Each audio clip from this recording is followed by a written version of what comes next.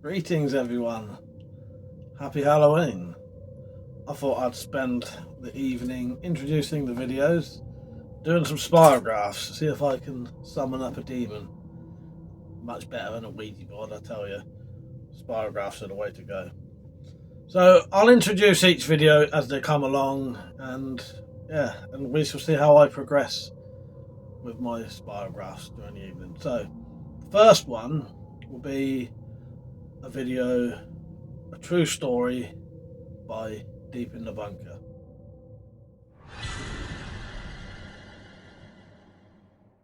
I've never told this story before because it's too terrifying for even me to admit.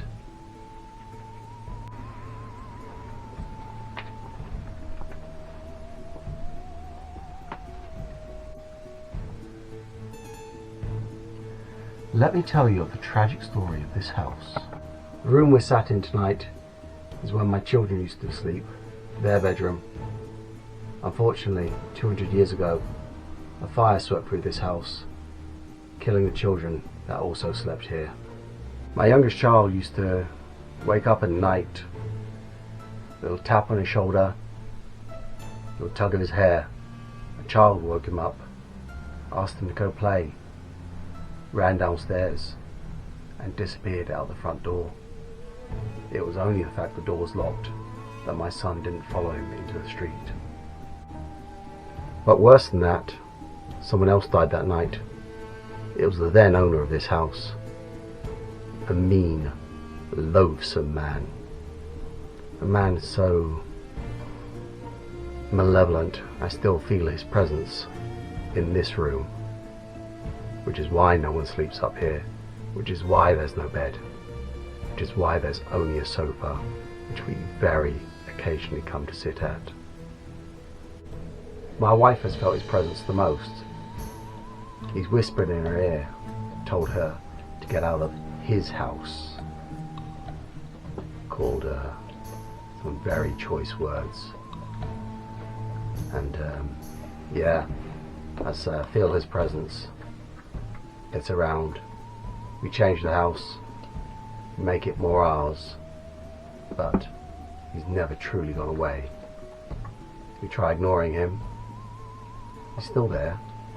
Things go wrong, inexplicable things, things that shouldn't go wrong, but they do go wrong. Electrics that short, plumbing that just isn't right when it's been fitted by a qualified plumber. There's just too many things that are inexplicable in his house, too many things that are too coincidental to be coincidence. But him aside, it's the children we feel sorry for. It's the children who died that night. We tried to reach out to them, tried to tell them the way to the light. We first found evidence of the fire when we was renovating the house over 10 years ago.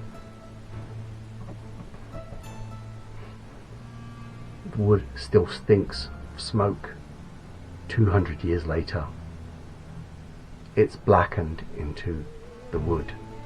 Where it's been repaired and its burnt surface has been hacked away, the chisel marks are still there. They're not original.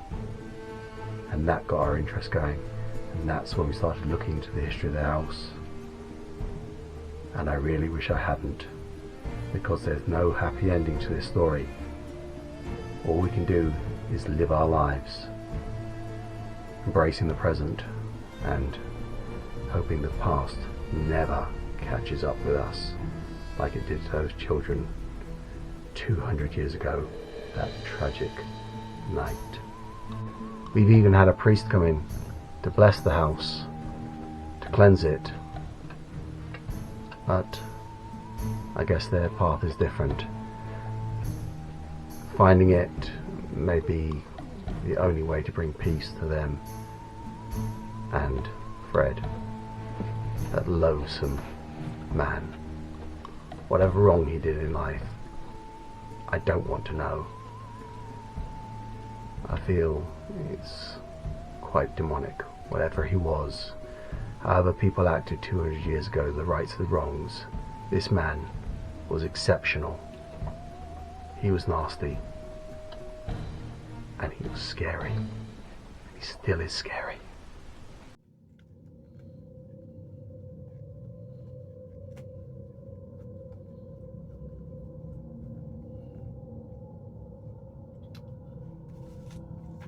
No success yet, then just really started. I shall carry on. I want to see a demon tonight, or a Desmond. So our next video will be read by Metallic Reality, and will be an excerpt from the Book of Counted Sorrows.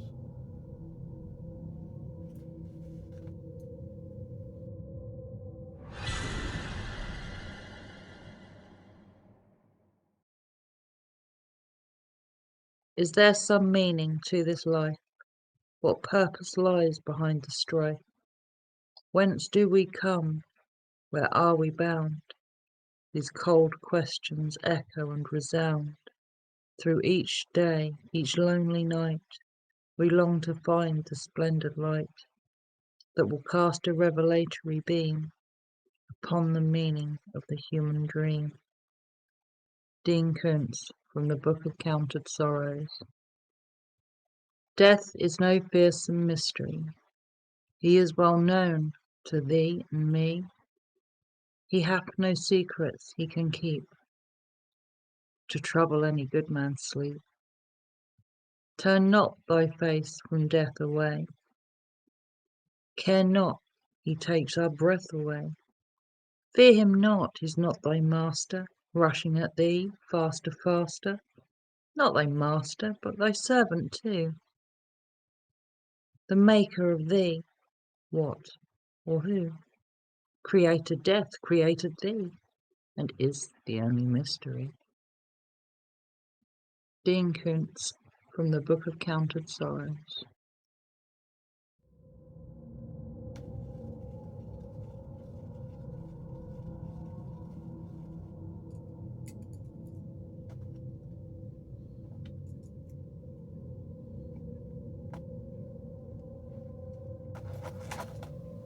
Still nothing. So our next video is by Spacey Cadet. He will be talking about the most haunted house in Soham.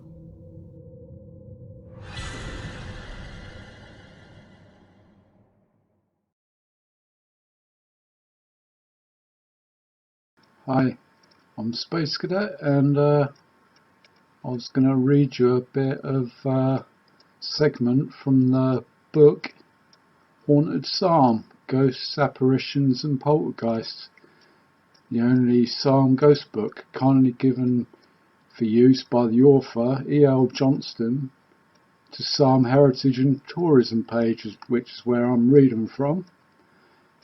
There's links on the page at psalmhtg.co.uk.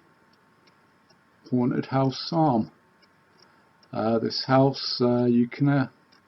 There's actually the book on the thing. You can get the website eljohnstonbooks.co.uk, where you can download the book for £2.50, which I might have to do at some point. Yeah, so for Mike's Weapon Collector's Halloween special, I said I'd tell this story of the segment of the book which is on the page. The Causeway House, which is basically just round the corner from me. I've lived here for 51 years, so I'm born and bred. And really, I didn't actually realise until recently. I did a film on the location, saying what a nice house it was, and an old schoolmate pointed out the history of the house. So yeah, I've looked it up, and originally built in 1510, this property was converted from a barn into a house around 1560. The original family house once stood on the land where Neverhall Manor now stands in nearby Tanner's Lane. In fact, the chimneys on his house are reputably the only surviving pieces from the original medieval manor once graced this site to date. We do not know why they moved to the barn and why the manor was demolished. For a house of its age, it has had surprisingly few owners. The Nethercoats were the first family to own it, and the Howells the second. Still exist in Sarm today. Few close friends. It's not surprising this house holds so much activity. Its age and familiarity must give it license to be one of the oldest, if not the oldest, and certainly most haunted house in the town. Section Mary Fordham, Nee Pollard. Right, a number of people living and staying at the house have claimed to have spotted the ghost of an old lady wearing a long black dress, standing motionless with her arms crossed and staring blankly into space for some time. The description of the phantom matches that of Mary Fordham, who once lived at the house, who suffered from what is now known as catalepsy. Catalepsy is a form of epilepsy, where the sufferer will stand as if in a trance lasting some minutes. Mary is also active downstairs near the area that used to be the dairy. Here she is often spotted, still standing, asking the same question of all those who see her: "Where is my son?" Mary had lost her son at an early age, and it seems she is still trying hopelessly to find him. When Rachel Shadrach, a family member, died in the 1980s in the attached cottage area, all the windows and doors blew open and the house visibly shook at the exact moment of her passing. During the 1890s, 2 Fordham children, relatives of the Howells, died from dysphoria. The children seem to have found an outlet for mischief and fun within their spirit forms. They are often heard laughing and running around the rooms. Light bulbs are often removed and hidden, as well as electric lights switched on and off or flickered. Auntie Grace, the present owner's great aunt, was upstairs in bed ill and saw a dark shape move up the stairs. For an instant she thought it was her husband. You might think nothing of this, but for 2 facts. Firstly, her husband was away fighting in the trenches of World War I. And secondly, later that day she received a telegram informing her of her husband's death. The approximate time of his death was given on the telegram, the same time at which she had seen the apparition. Nethercoat Warren, sent away on remittance after committing an unknown crime, a form of chosen exile for criminals whose family could afford for them to disappear legally. Nethercoat went to Australia. To this day the family do not know what his crime was, but it was sufficient enough for him to be absent a number of years. On his return he had nowhere else to go, so returned home to Sarm and Causeway House. His own family had now moved out, and the Abraham Fordham and his family had moved in and were living there. Abraham duly let him stay with them and also gave him a job on the farm. Relieved to be home again, he swore never to leave. Nethercoat was given the hayloft to sleep in, next to the chimney breast, for warmth. However, whilst working in the hayloft, he fell from a haystack onto his own pitchfork and died of his injuries days later. To this day, if any alteration is made on the house or change made to its structure, a sharp hard wind blows throughout the house, emanating from the hayloft and the place where he fell. The wind is strong enough to blow you off your feet, and only stops when the changes are reversed or halted. So Nethercoat Warren was true to his word that he'd never leave.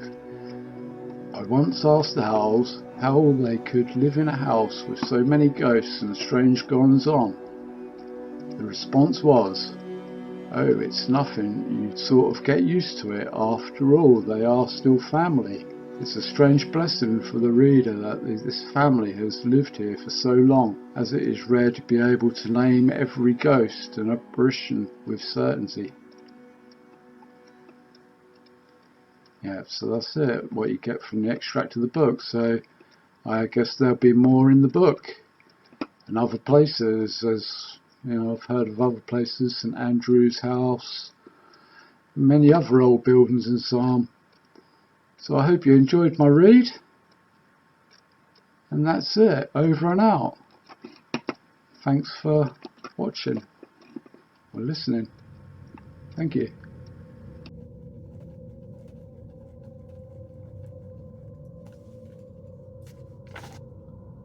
Right, I suppose. Okay, our next video is a true event that happened to Carlos.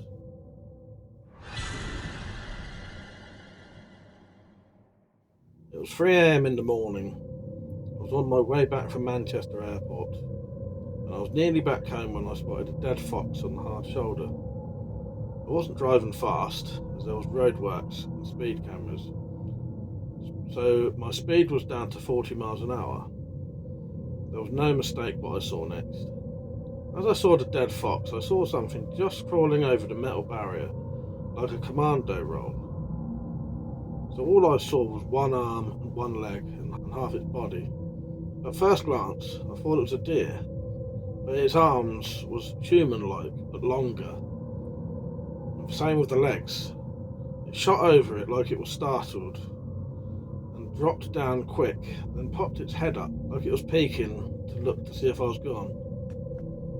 It had brown, short hair all over, and its face was sort of flat and roundish, with these piercing, glowing eyes. I said to my 25-year-old son if he saw it, but he hadn't. I described it to him, but he said no and laughed at me. So I never said anything else. It totally spooked me. A few hours later, I was at work at 7:30 AM. I drive for a living, and I passed the dead fox, still doing 40 miles an hour. It looked like nothing had hit the animal. It looked like something had cut it open and ripped open its chest. There was no damage to it. I googled it and Skinwalker comes up. What I saw was a cross between these images.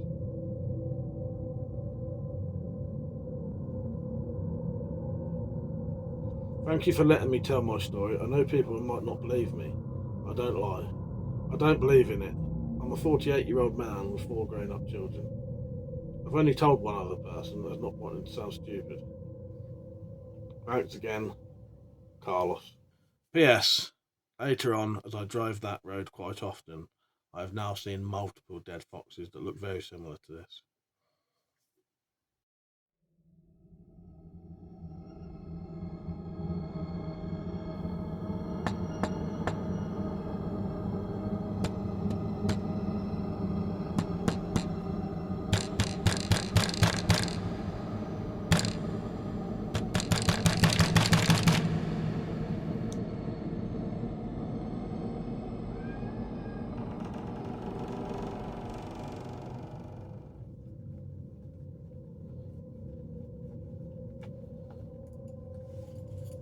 Still nothing.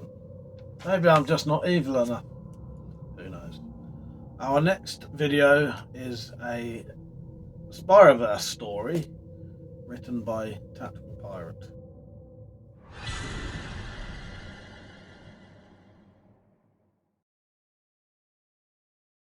The floorboards groaned under Inspector WC's weight.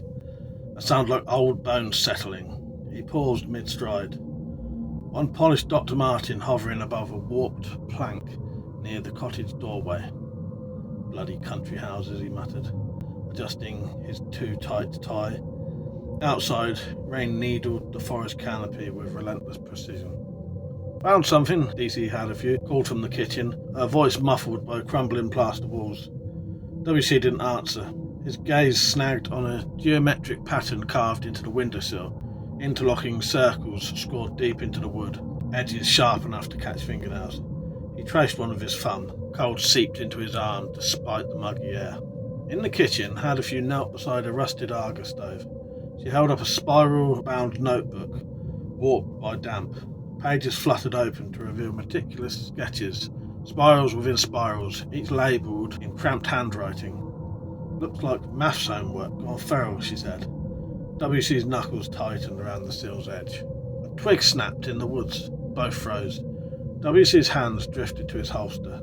Sound repeated, closer now, but rhythmic tap-tap-tap, like metal striking stone. Metallic flipped the notebook shut, her torch beam cutting through grimy windows towards the tree line.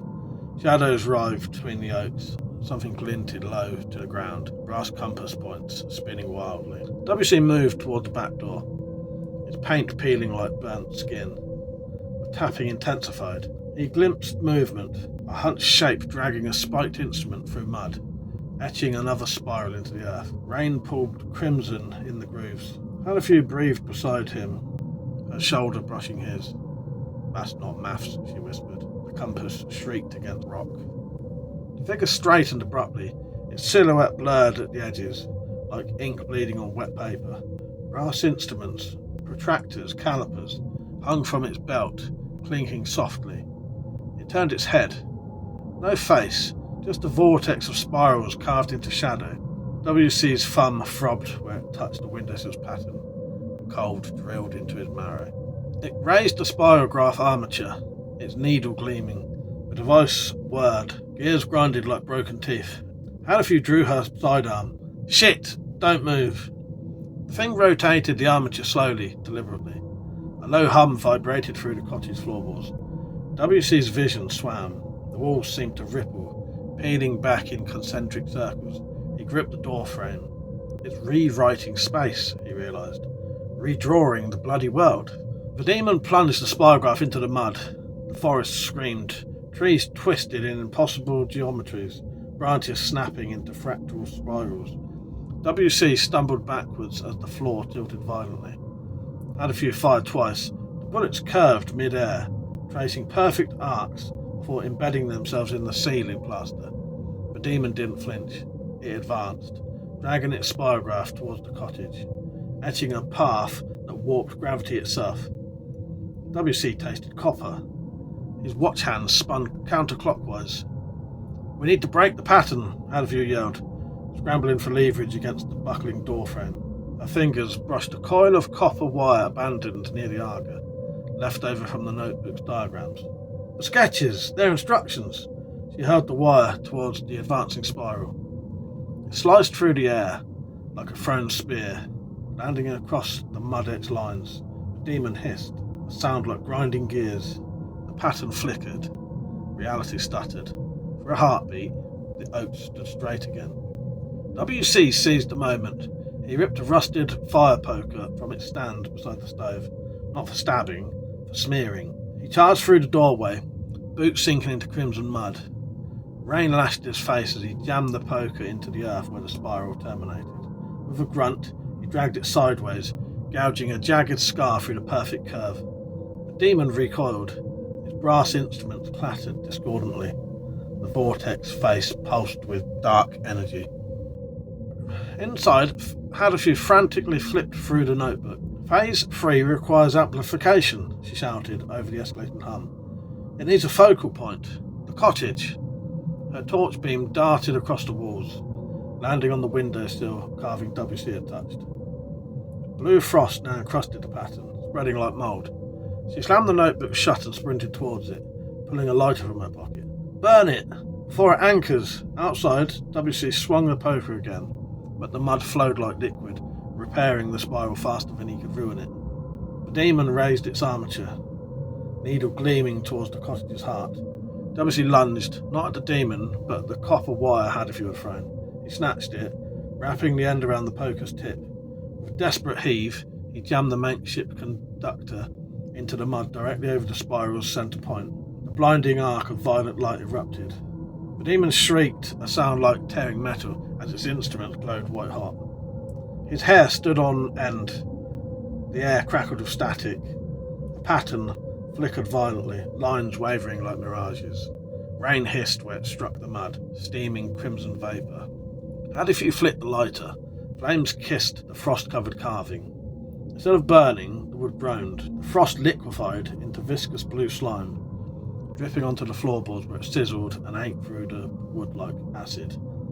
The hum deepened into a physical pressure, vibrating WC's fillings. He saw Halifew stagger back, clutching her ears. The demon recovered, wrenching its needle free.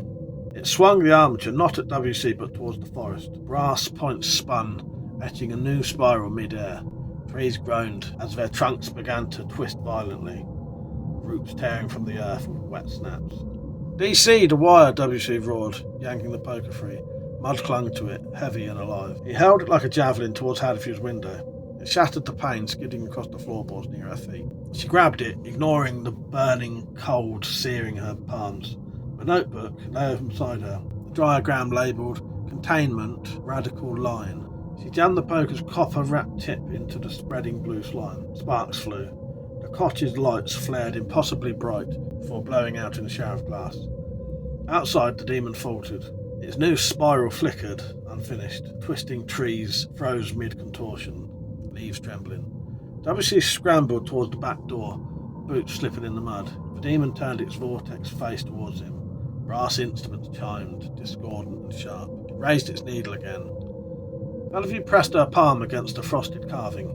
"Anchor this, you bastard," she snarled, shoving the poker deeper. Blue slime hissed, evaporating acrid steam. The cottage groaned, walls buckling inwards. Plaster rained from the ceiling. WC stumbled in, grabbing Hadifew's arm. "It's collapsing." She didn't budge. "Not yet." Her eyes locked on the notebook. Phase 3 needs amplification. Using the cottage's geometry, the angles in the rafters. The floor plan. She pointed to the sketch, spirals radiating from central point, the windowsill. Break the focal point completely. WC understood. He snatched a claw hammer from a fallen toolbox. Hadifew ripped the poker from a sizzling wood. "Cover me." She bolted outside toward the demon's mud spiral. WC swung the hammer at the windowsill. Wood splintered. Carved circles cracked under the blows. Frost recoiled like a living thing. With each strike, the demon outside staggered, its form blurring. Hadifew reached the edge of the mud pattern. She plunged the copper-wrapped poker into its heart. Mud boiled, bubbling crimson. The demon shrieked. A sound vibrated WC's ribs. He smashed the sill again. A fissure shot up the wall. The cottage tilted violently. Hadifew wrenched the poker sideways, tearing through the spiral's core. Mud surged upwards, engulfing her legs like quicksand. WC dropped the hammer.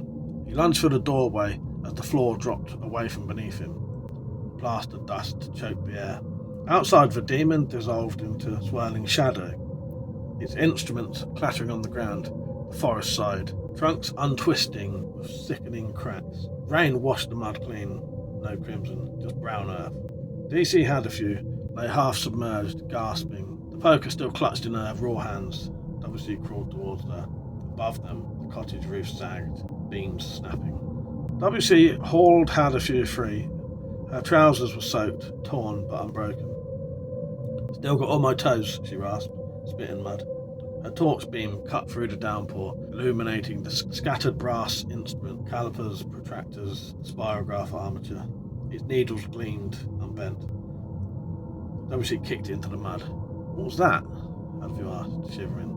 WC stared at the dissolved frost on the ruined windowsill. "Spiro demon," he said flatly. "Redrawing reality, using maths like a scalpel." He remembered the cold drilling up his arm when he touched the carving, the way the bullets curved. The notebook sketches weren't just instructions, they were blueprint. The cottage was gone. What came next? Hadifew followed his gaze to the tree line. "It wasn't alone," she murmured. Distant, rhythmic tapping echoed through the woods, fainter now, moving away. WC's thumb throbbed where the frost had bitten him. The pattern was still inside him. A seed. The end. A short Spiroverse story by Tactical Pirate.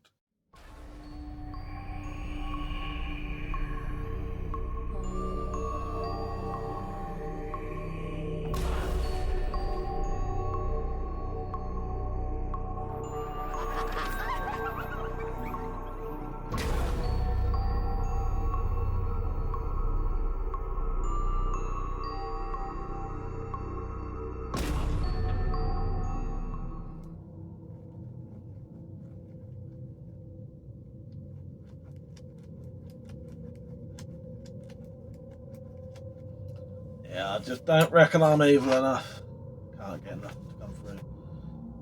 So, the next video is a true encounter by Pergio.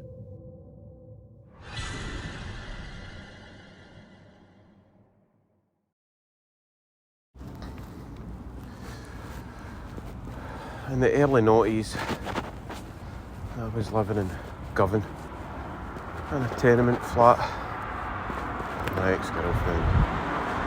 Now, we had been told that a man had died in a fire in the tenement building in the early 80s. It was an old building. Quite possibly a lot of people died in the rooms. My ex-girlfriend had claimed to have seen shadowy figures and movement from the corner of her eye. At the time I was a bit of a sceptic, very much to see is to believe, and I hadn't seen. However, one day I was in the kitchen doing some dishes, and I felt someone run their fingers through my hair. I attempted to shrug this off because I was attempting to wash the dishes, and I said, "Don't do that, I'm busy." At this point, my girlfriend at the time called to me from another room saying, "What was that?" And that's the closest I have to an actual scary story.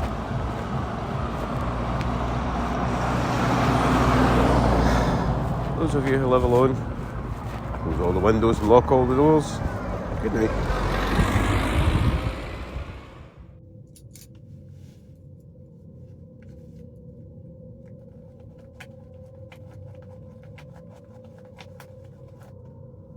Read my pen that time.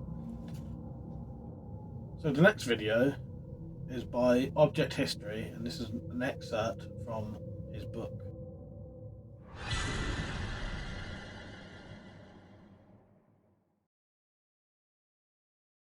Hey everyone, it's Robert from the Object History channel. Happy to participate in this year's Halloween stream.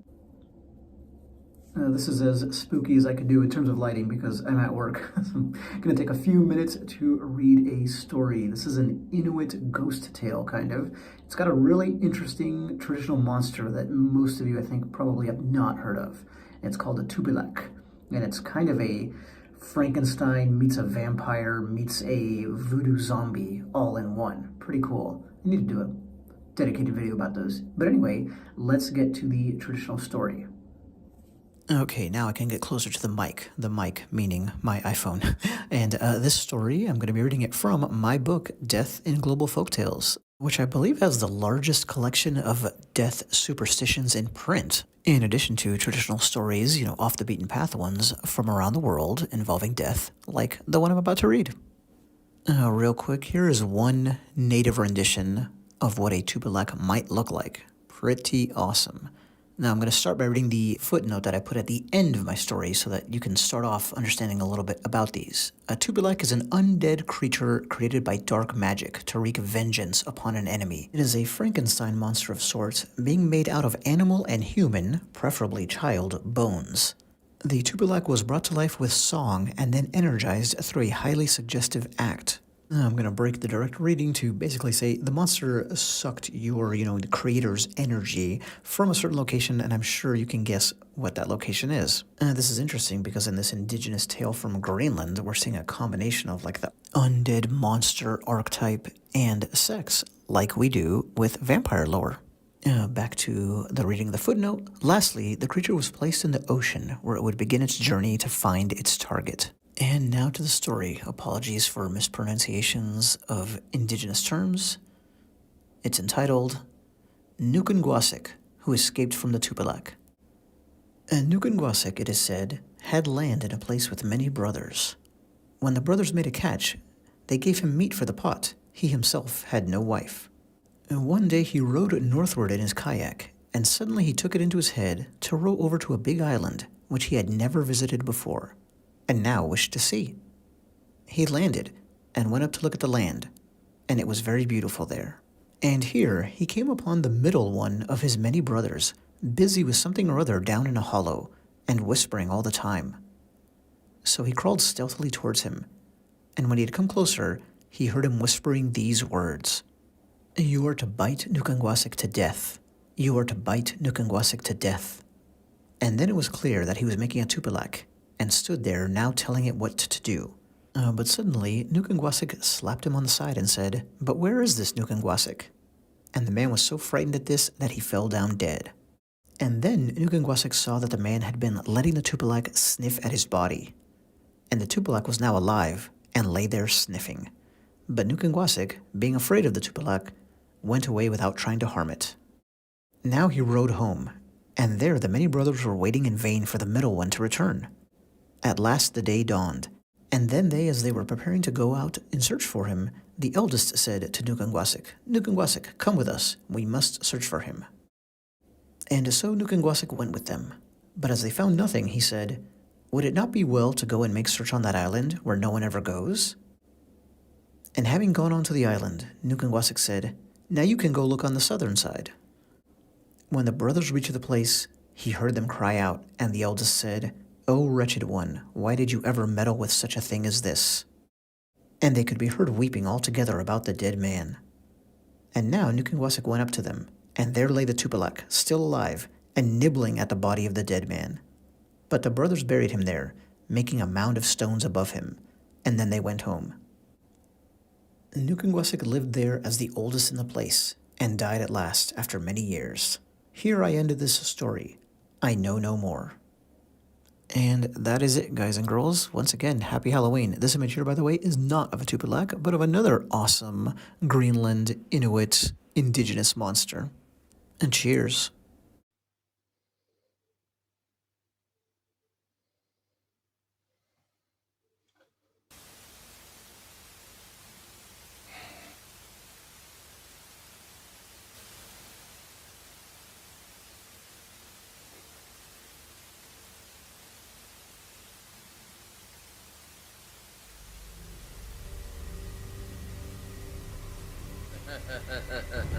What's that? Oh, just zero.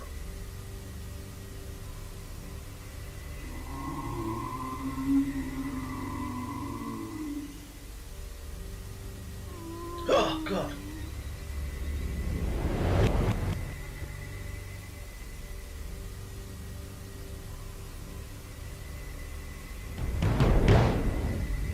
What the fucking hell is that?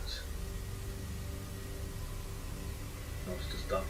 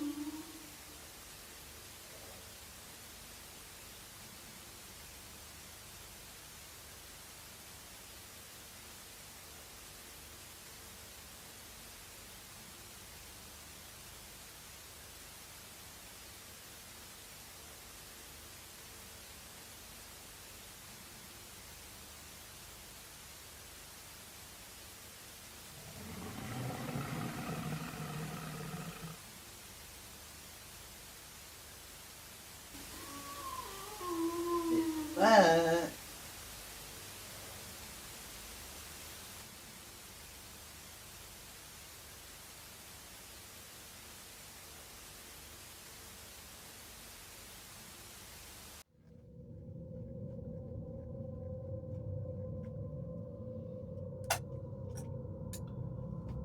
So the next video is by Jim M, and he will tell you about a nice pleasant day he had at Brighton Beach.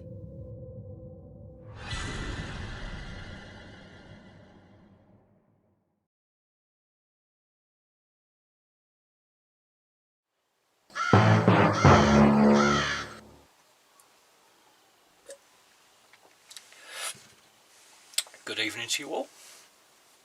Happy Halloween. And I hope you're enjoying Mike's Fright Fest. I'm kind of done with YouTube these days. Don't like it anymore. But I do love Mike's Halloween videos. So when you asked if I'd like to contribute, hell sir, yes I would.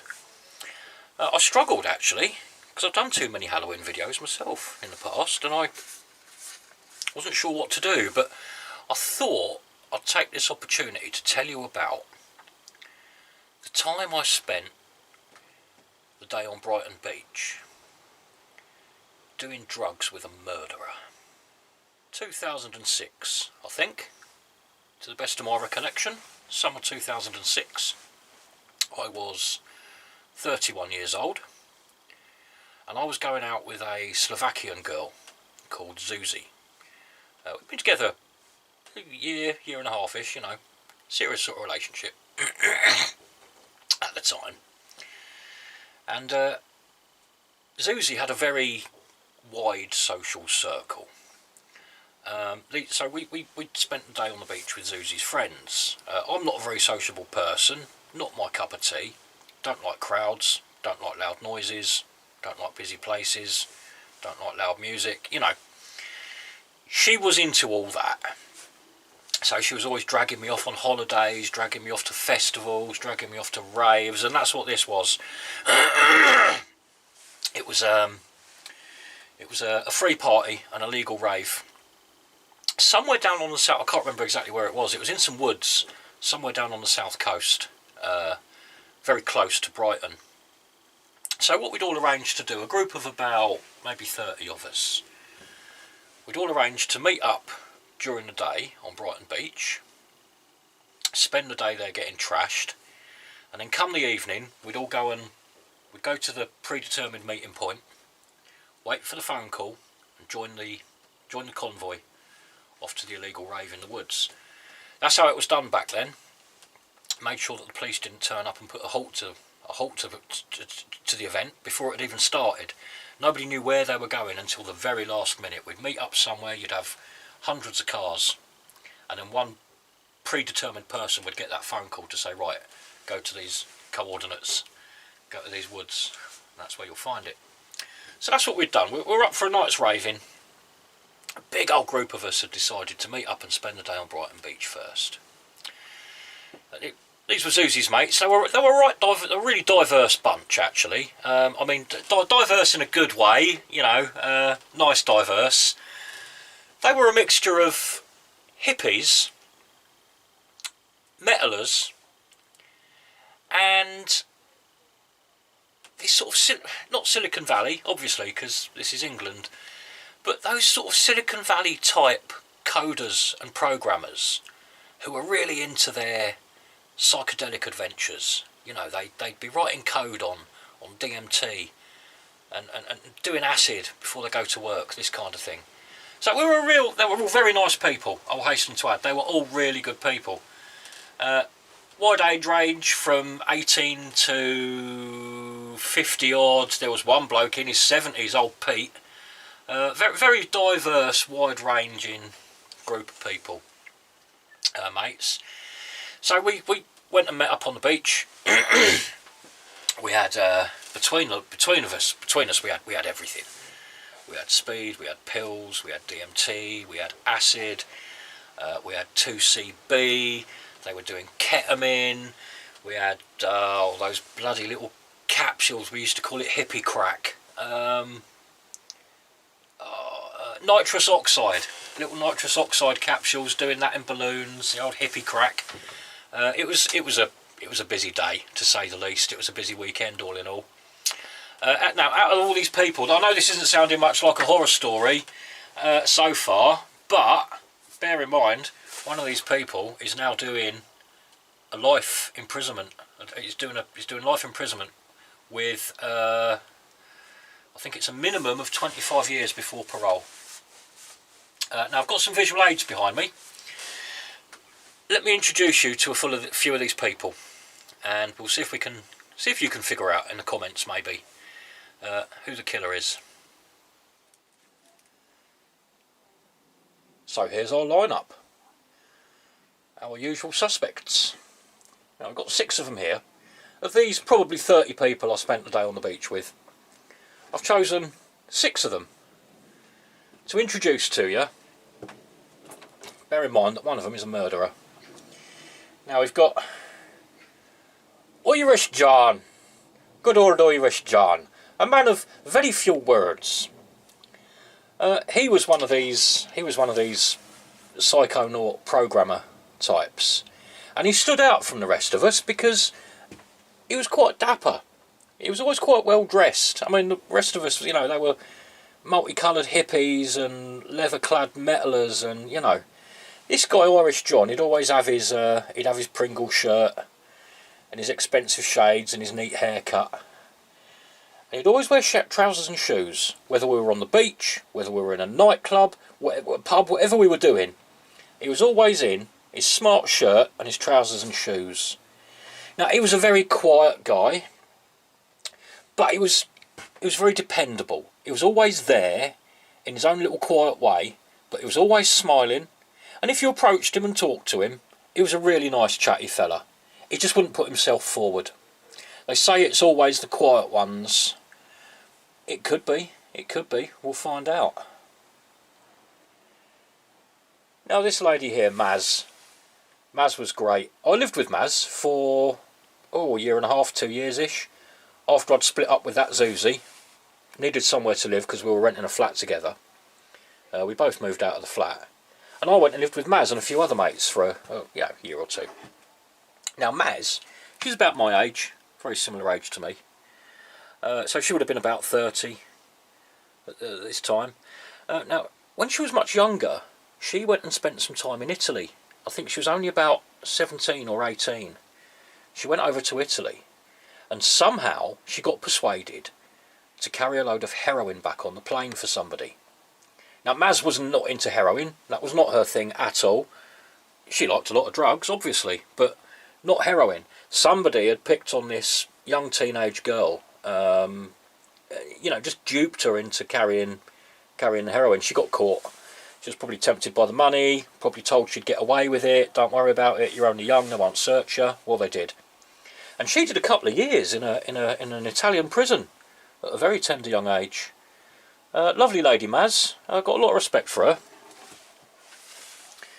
This guy here, Ty. He was a Lemmy superfan. He was massively into Motorhead. As you can probably tell by the haircut and the leather, to be honest. Now, he lived very close to Brighton. He lived in Peacehaven. So, obviously, he came along and joined us for the day. And I think he came to the rave in the evening as well. He was, again, a very quiet, very humble, very polite guy. Painfully polite. He was really humble and polite. Very pleasant to be around. But again, you had to get him talking. You had to get him talking to get any conversation out of him. Now this one, Pervy Mick. I remember Pervy Mick. So, he was always there for years. He was always there. Every event, every gathering, Mick was there. Now as you can see, old Pervy Mick, he used to turn up in a little PVC G-string and biker boots. And he'd grown this long beard. He had a bald head, and he'd grown this long beard which he'd plaited into a ponytail with a little knot in the end. And as you can see, he used to tuck it in his fucking G-string. He was a very nice bloke. I would trust him with my children, if I had any. But to look at him, you wouldn't want him near your children. But again, weirdly, absolute freak, very, very nice guy. Now here's Corinda. She was one of the slightly older ones. She was about 10 years older than me. She was the dreadlocked, tattooed librarian from New Zealand. I actually shacked up with her briefly after I'd finished with Zuzi. Oh, finished? No, not finished. No, that sounds bad. Not finished. She dumped me. By the way, Zuzi dumped me. When me and Zuzi were over, that's probably a nicer way to put it. When me and Zuzi were over, I did shack up briefly with Corinda. She was a very nice lady. A massive, massive space cadet. She was really into her DMT and acid. She used to take massive doses and go on some quite spectacular trips. Joined her as well, usually. Now this guy, Priestess, he was another... hang on, we've got a cat wanting to get in the shed. Is that you, Jonesy? Mister, come on then. Sit there scratching the door. There's a good boy. Thank you for disturbing my bloody video. Right. Priestess. Here was another one of these psychonaut coder computer programmer types. Just like Irish John. I think that's probably how we knew Irish John was via old Priestess here. Now, he was actually a priest. He was an ordained priest, which made him a very interesting guy in his Eric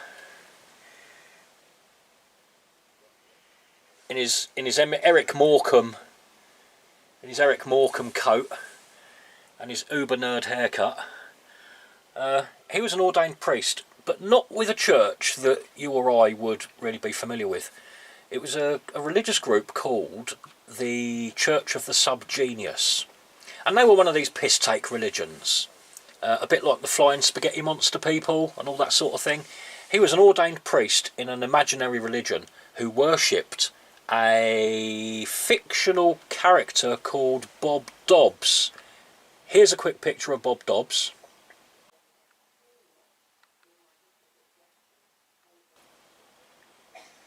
Yep, that's their made-up fictional god, which they're fully, they know it's all a piss take. They're just in it for the laugh. They're trying to, you know, change the way people see things, all that kind of thing, doing lots of drugs. And yeah, he wasn't so quiet, actually. Although he was one of these computery nerdy people, he was kind of bit of a life and soul of the party, you know. Although you wouldn't think it to look at him. So which of these people? Have you got any idea? Which of these people is a convicted murderer?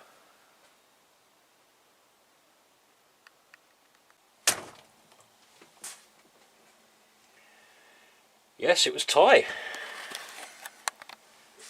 The Lemmy superfan.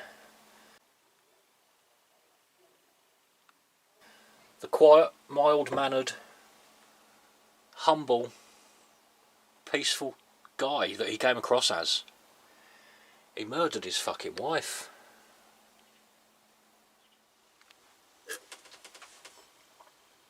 Yes, indeedy.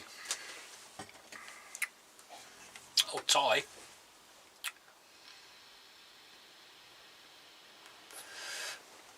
I mean, he was very young when I knew him. He was quite young, and he wasn't with his wife. He hadn't met her, I don't think, when I spent that day on the beach with him. But a few years later, in 2013, February 2013, he killed her, stabbed her to death in the street. He'd married this woman, Samantha.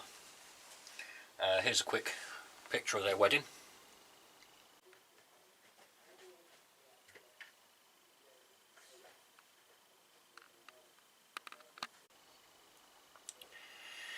Him and Samantha had got married, and she'd given birth to a daughter. Now the daughter, the baby, passed away.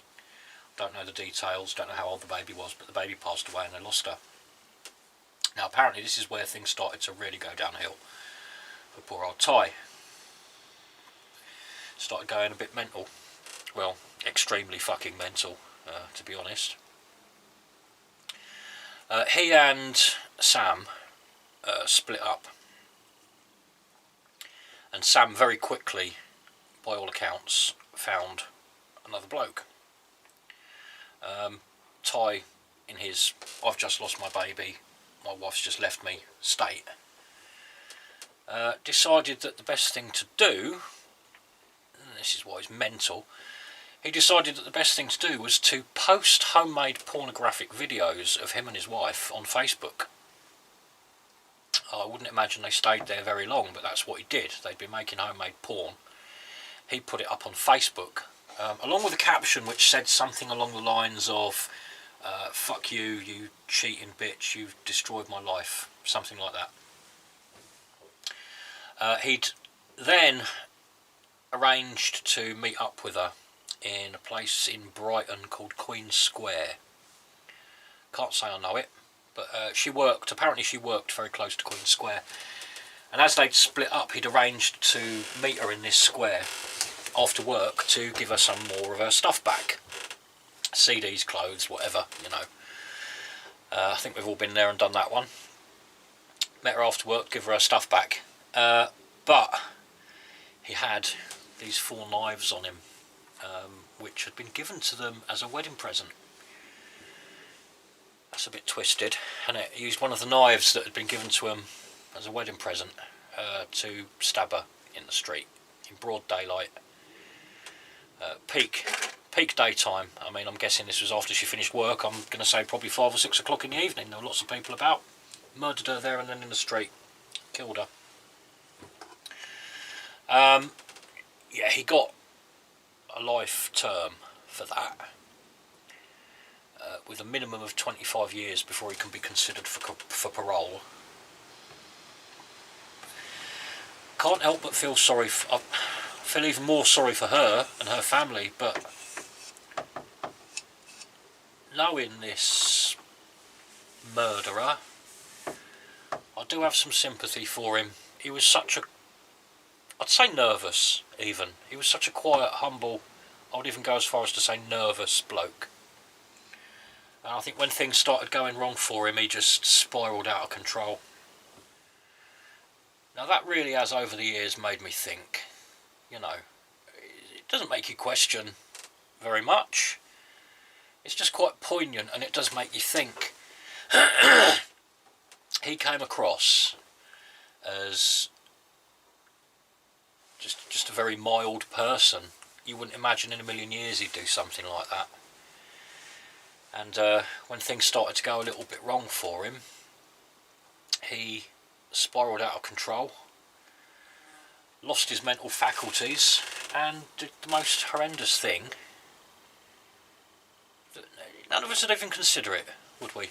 You know, you wouldn't even consider it. Anyway, there you go. Let's think of some popular cliches. It's always the quiet ones you've got to watch. That's a popular cliche. Never trust a hippie.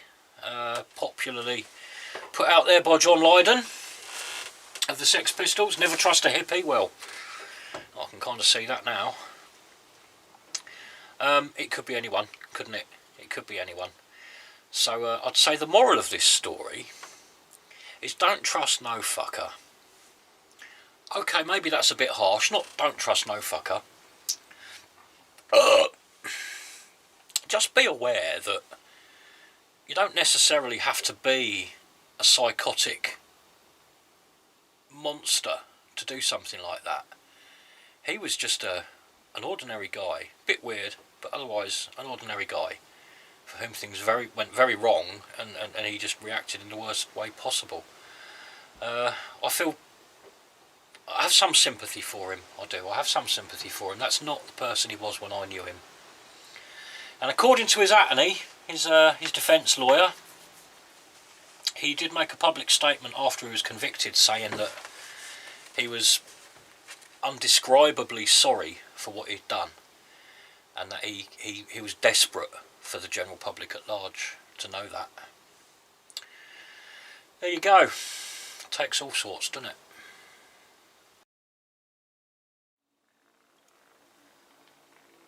it? Just one more little drawing for you. I couldn't resist it. There you go, Mike. Happy Halloween.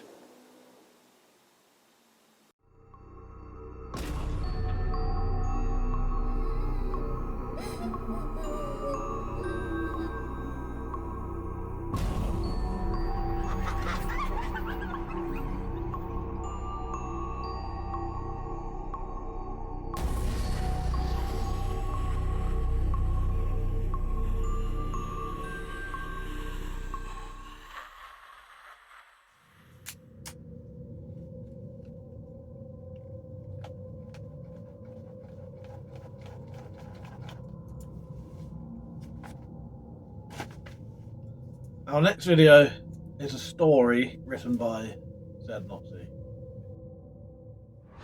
The Thing in the Dark by Z0Z7. It was a dark, overcast night as Tessie walked home along the quiet, bush-lined road on her way home from visiting one of her friends. And she had to admit she was feeling a little bit nervous. She hadn't meant to stay out this late, but they'd been having such an interesting talk that she forgot the time. And now she was walking home in the dark, which was bad enough. But over the last month, a couple of local people had been found dead.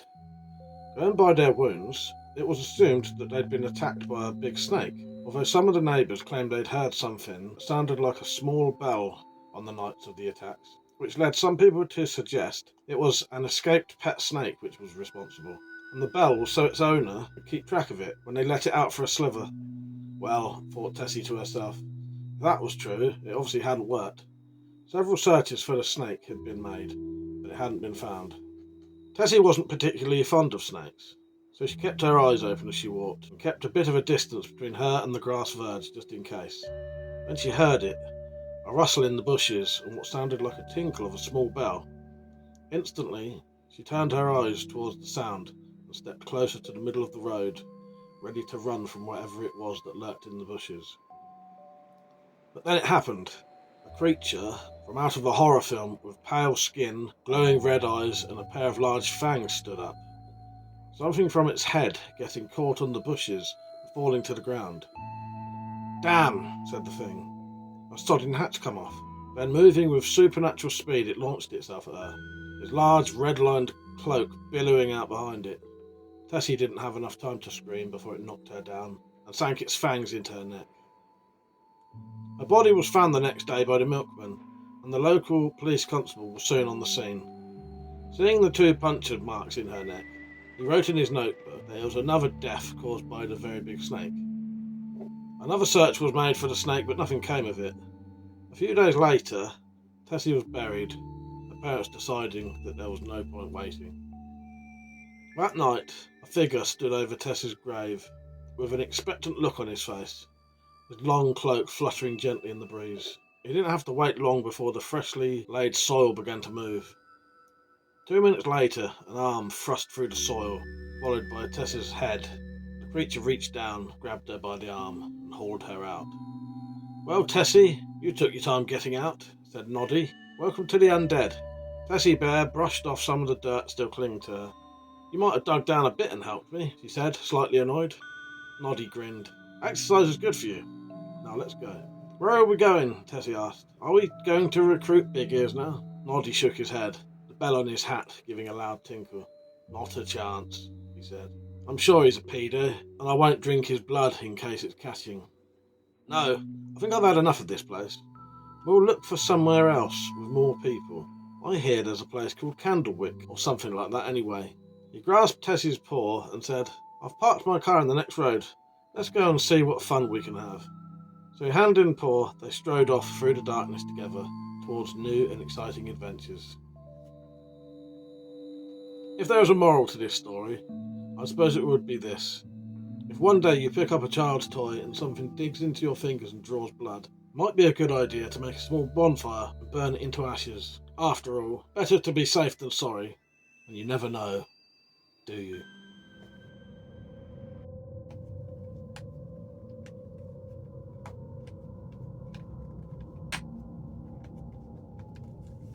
The next video is some found footage sent in by RDP Project.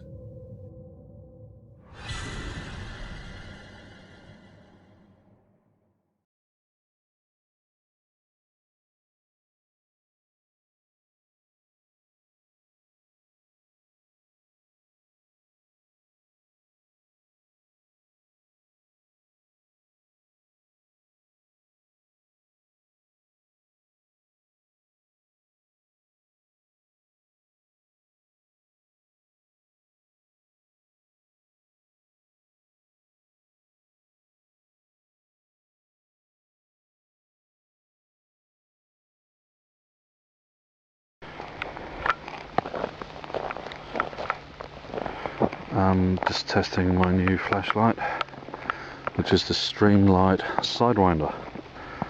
Works really well for me, but the camera can't see nothing.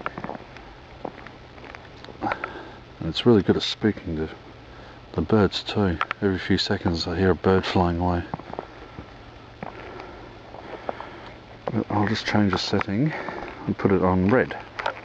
Hang on.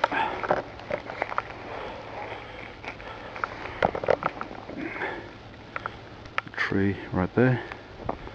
But for the rest, it's not that good. Hang on. The blue setting.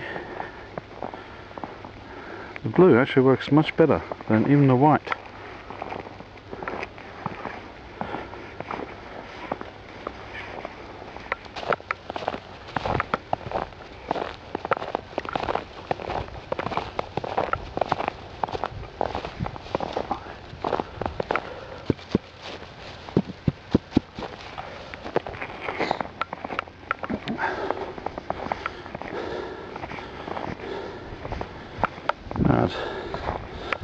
I'll see you guys in the next part.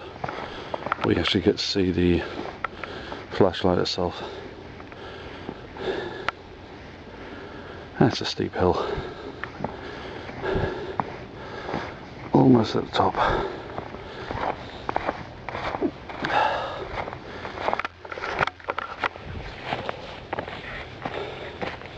Not sure you can see me.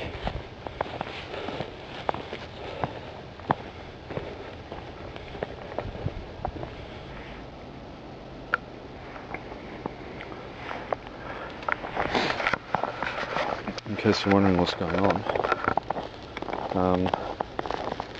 I've got my flashlight turned on and it's spooking all the birds in the trees. I'm not sure if you could hear it on the video.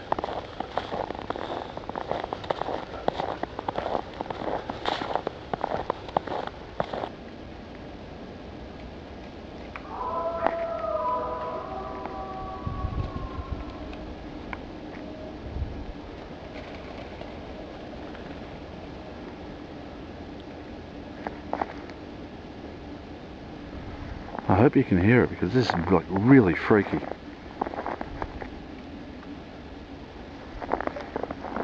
It's the oddest sound I've ever heard. Okay guys, I've got my camera mounted on a monopod. So hopefully you should be able to see me. I'm lit up like a Christmas tree.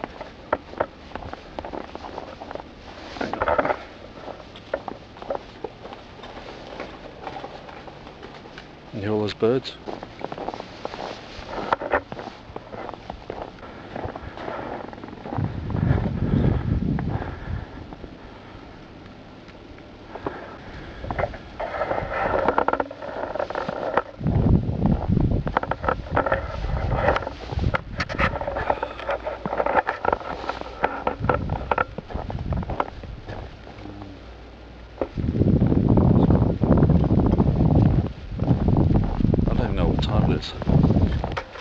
Right now, I don't care.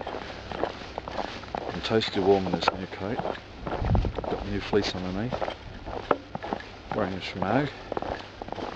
Got a balaclava on my head. Plenty of friends about, but they seem to run away when I come nearby. All I need now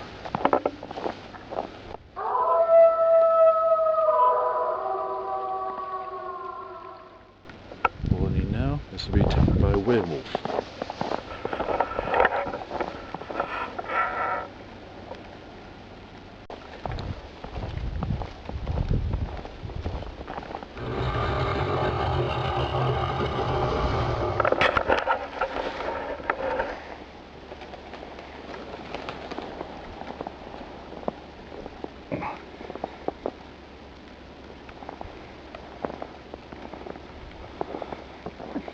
Alright.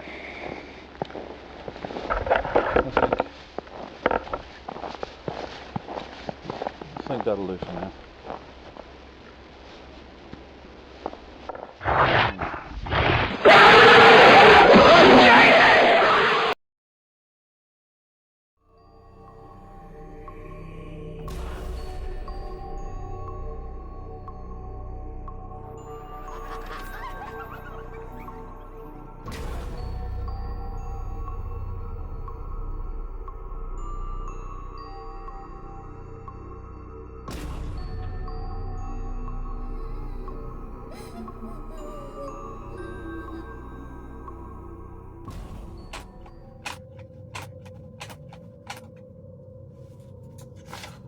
Ripped hole in that one.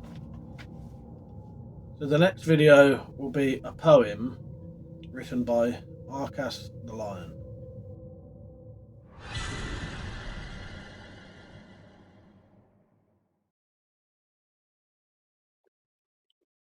Every day to protest the morning, inside out with scattered nothing, a greased electric Aladdin chewing on the lamp that shutters aeons. Catch the wind on bracken breathing, feel the sea surge something seething, dark holy lightning, rider wriggles, for iron statues in bricked up kennels. The dashing gentries clamoured clashing, as snakes the warped rotavator, palsy, canker, fishhook jammer, thrown right and left by the fathom sinker. Cloaked molar marbles whiskers, a roiling Jolly Roger weeper, ashen blanched and wildly roaring, up to the sky a flock of starlings. A looming bagman of the body eater, battle-blasted keyhole clinker. This coarse apostle bleeds of sun, a slim and snide automaton. The snapping satellite static voyager, gaslight dog-toothed buzzsaw mauler.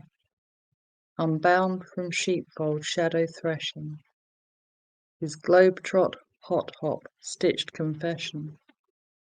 He sings the psalm of concrete bunkers, this whirling, burling wire jumper.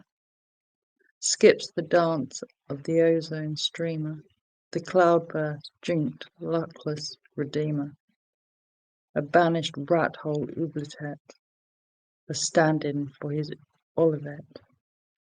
So shrive, sad sanctum, these coruscations, go rightly play their due oblation. When he knew it was time to go, he fell apart like he was snow. Arcas the Lion, 10th of September, 2025.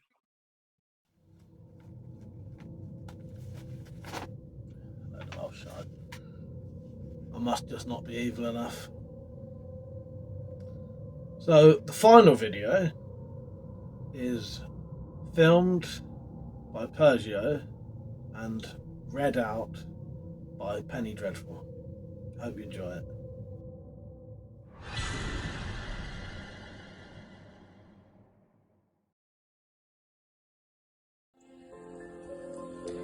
My last reminiscence will be a ghost story, for which I can vouch the truth. My sister Millicent, who, as I have said, married Mr. Hay Erskine Weems of Weems Castle, herself told me the story. There was a large party staying at Weems Castle for Christmas, and my sister had arranged some theatricals from Christmas evening for the amusement of her guests.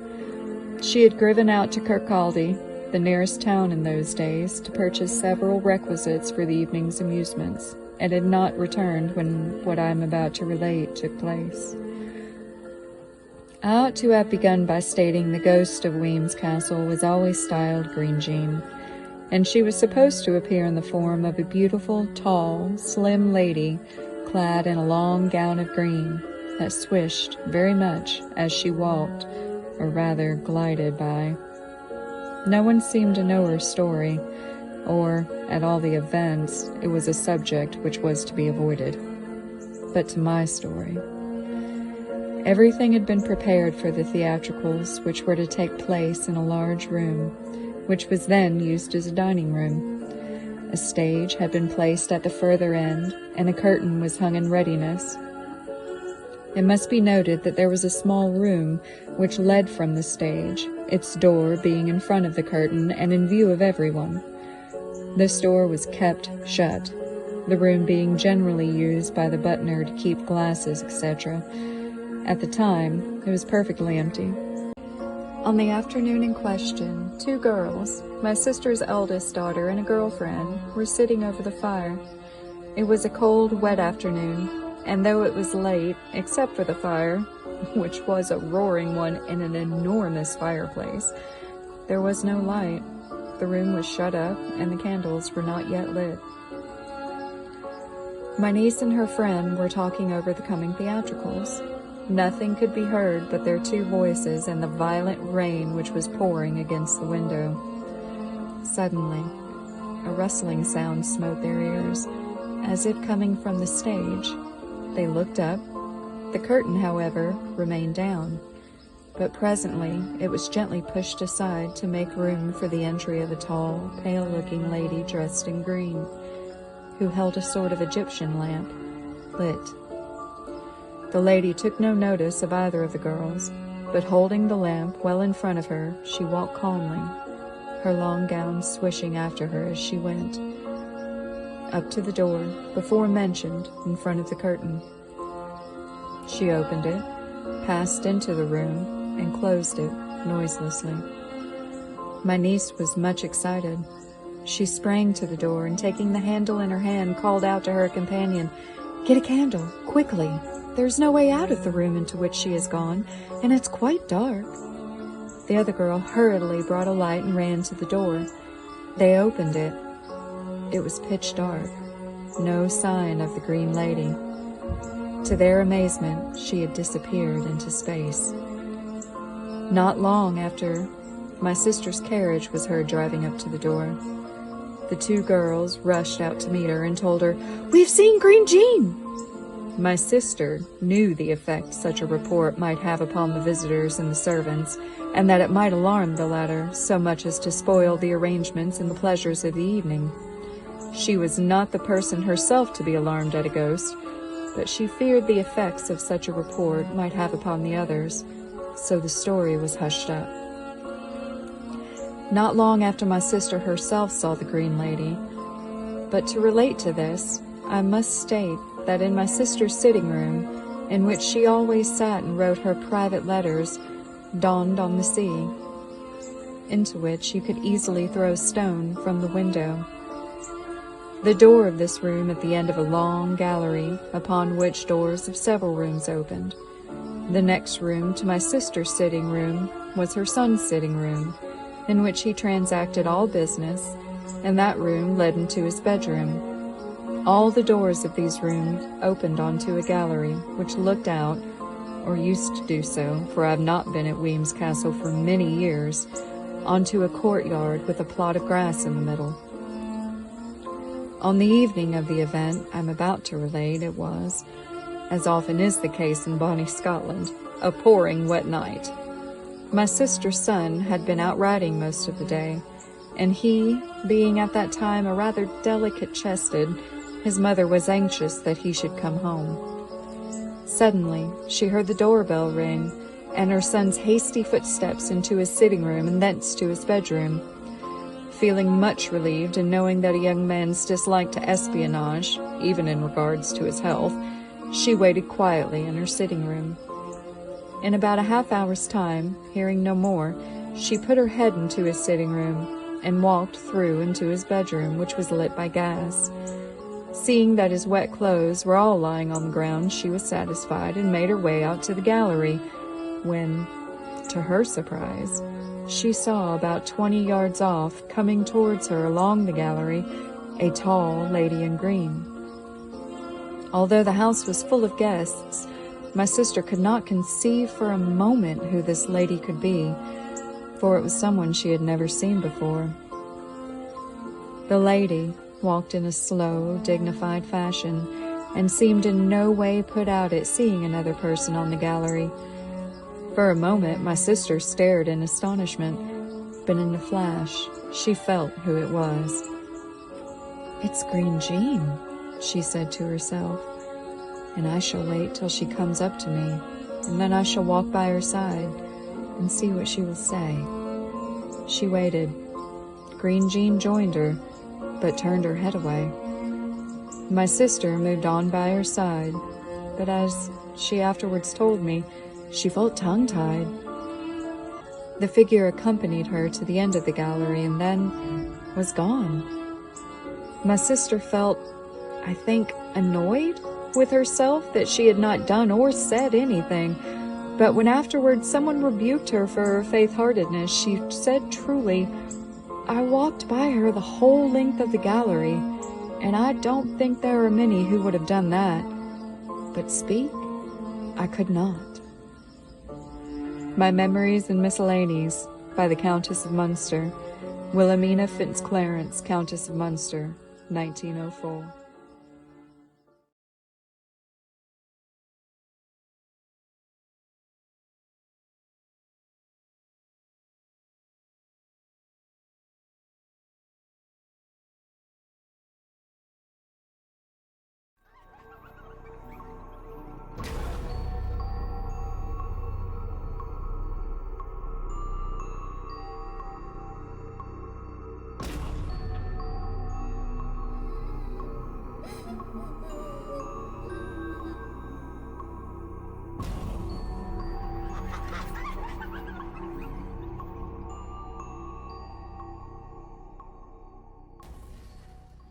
So there you go.